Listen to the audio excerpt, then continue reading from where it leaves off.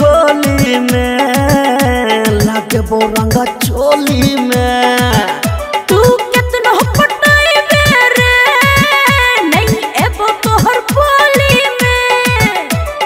तोरा पकड़ कर रंग लगेबो गोरी तोहर अंग अंग में। तोरा पकड़ कर रंग लगेबो गोरी तोहर अंग अंग में।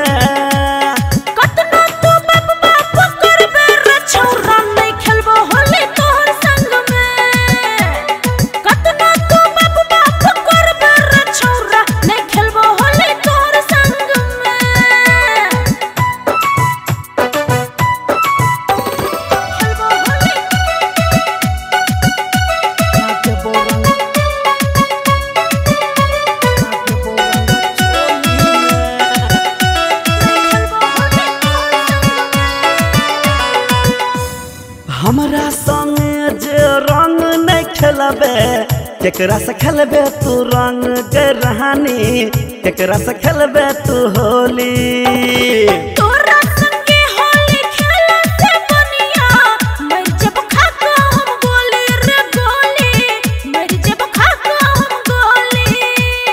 तोरा पकड़ कर रंग लगेबो फगुआ उमंग में।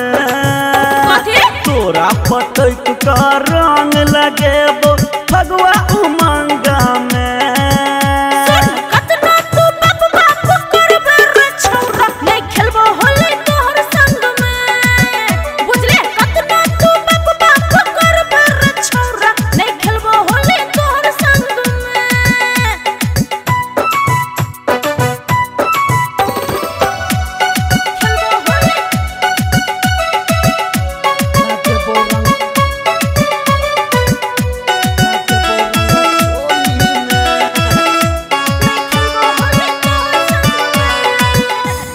पिंगला के घर में भांग पिसाई छै लडुआ करे मना मानी गरहानी।